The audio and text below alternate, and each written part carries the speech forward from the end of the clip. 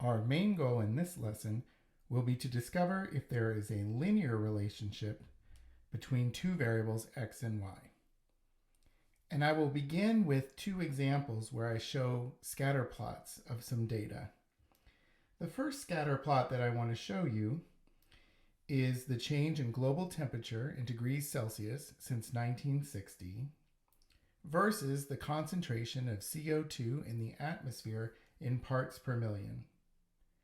And you will notice that when the concentration of CO2 is lower, the change in global temperature is lower, but it appears that there's a steady rate of increase in global temperature when the CO2 concentration increases.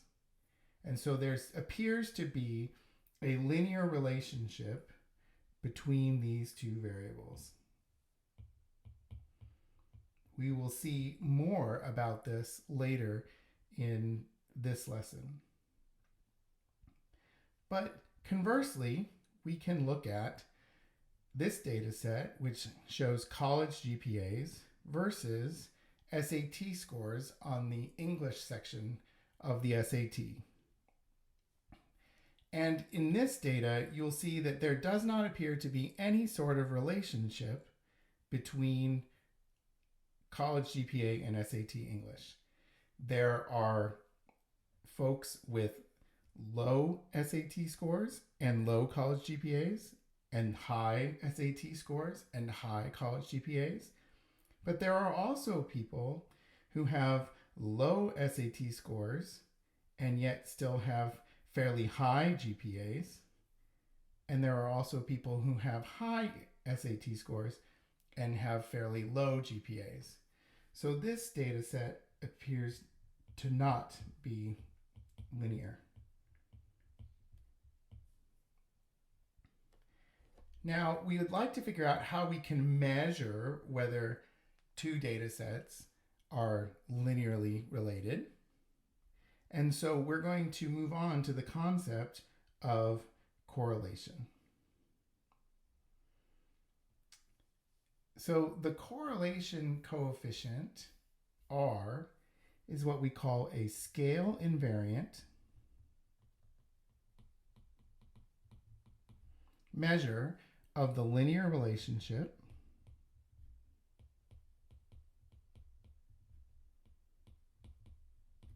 between two quantitative variables in a sample.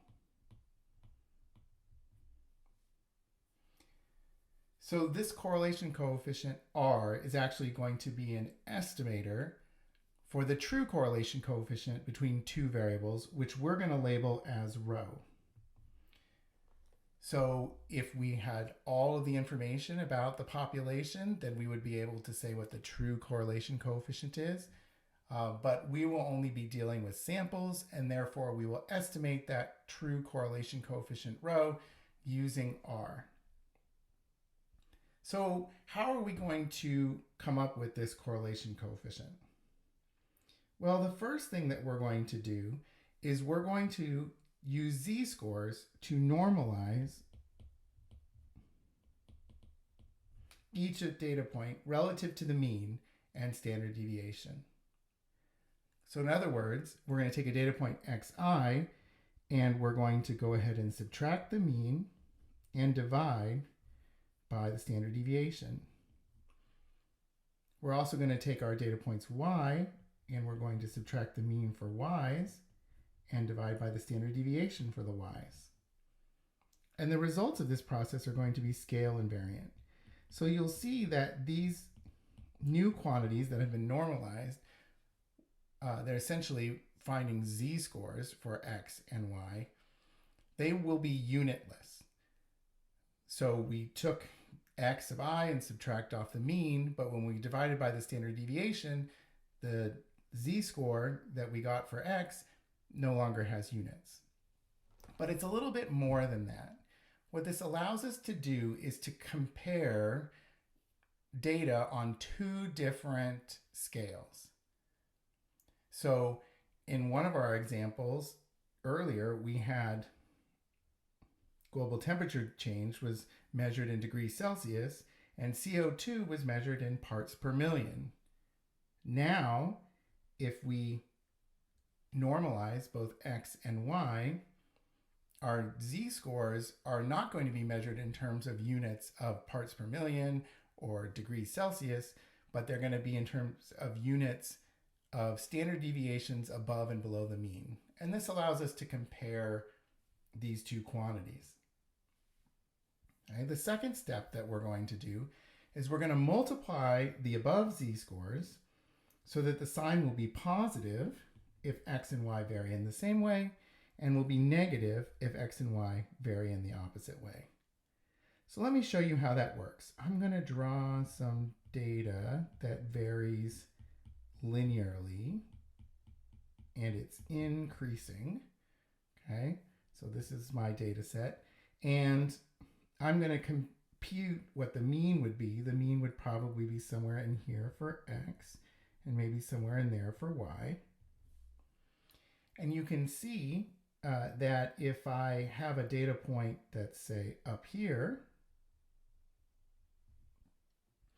that the z-score will be positive both for X and Y, and so when you multiply them together, it will be positive.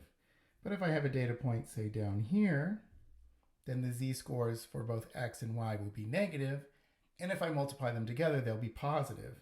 So you can see that when I multiply these two z-scores together and get something positive, that I have an increasing trend, so that I have a positive correlation. Now I'm going to take the same idea and have some data that's going to decrease linearly. Okay, again, I'll have some sort of mean for my x's and mean for my y's. And you'll notice if I take a data point up here, then the z-score for y will be positive, but the z-score for x will be negative. And so the product will be negative. But if I take a data point down here, again, the z-score for x will be positive, but the z-score for y will be negative. Okay, and if I multiply a positive and negative z-score together, I'll get an overall negative trend to match the negative correlation between the variables x and y, so that I have a negative linear trend.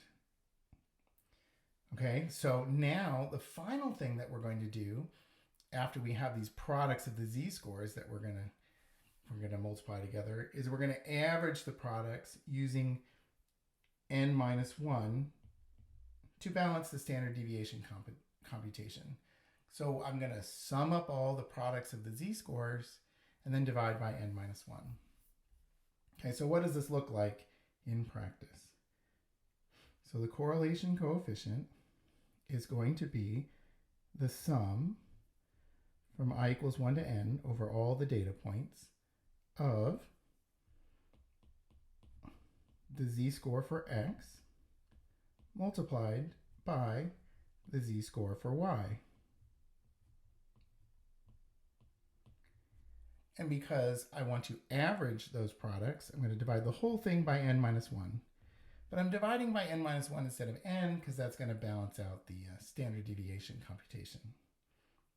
So this new quantity r, the correlation coefficient, turns out to be dimensionless. The z-scores got rid of all the units. It's symmetric in x and y. So if I want to figure out whether x is correlated with y, that gives me the same value if y is correlated with x. R is strictly going to be between -1 and 1. So here we have that our R value can be anywhere between -1 and 1. R equals 1 corresponds to data that exactly fit a line with positive slope, just like you saw in the picture above. Here we have a positive slope and a positive correlation. And then if R is -1, the data are going to exactly fit on a line with negative slope. And if R equals 0, we have no linear correlation.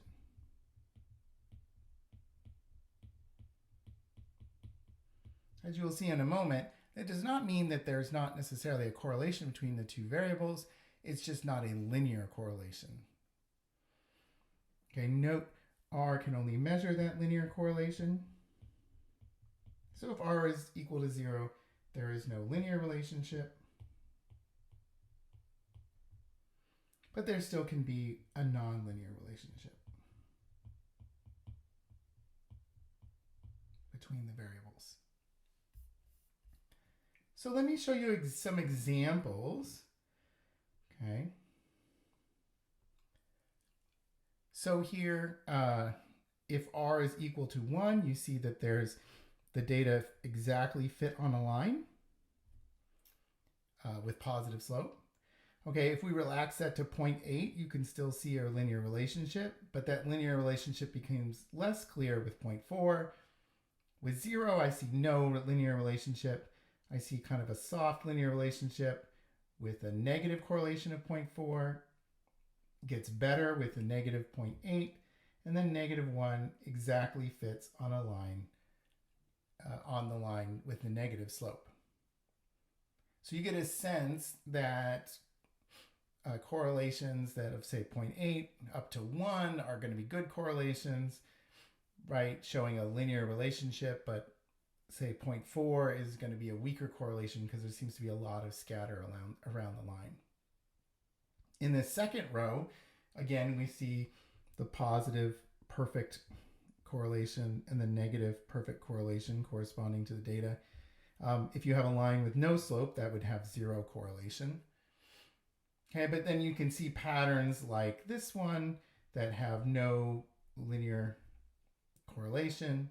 Okay, this one here has not a linear correlation, but maybe it has a quadratic relationship. Looks like a parabola.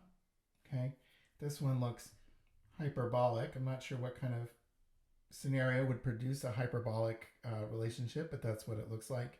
And then here, this one, this looks like there's no relationship between x and y. That at least can be explained linearly. Now, if we go back to our global temperature change data and our SAT data, we can compute some correlation coefficients. In R, if you're using that as your statistical software, if you have variables x and y, then you can use COR of x and y as your command, and that will give you the correlation coefficient. So that's how you would do that in R. If you're working in Excel, okay, you could have, say, columns of data, maybe A and B, and then you can use the command correl and maybe say A1 through A and then a number, and then B1 through B and whatever the length is there, and that would give you the correlation coefficient between two columns of data, A and B. If we were to do this, we could see that R for the global temperature change is 0.963. And so there's a strong correlation between global temperature change and CO2 concentration. Okay, but for our SAT English versus GPA, the correlation that you saw was 0.353. So it kind of reminds you of the data that we saw in this scatter plot. So that gives us a sense of the correlation coefficient. Now I should provide you with a warning, okay? And the warning is that there is sensitivity of the correlation coefficient specifically to outliers. So the correlation coefficient is very sensitive to outliers or extreme values.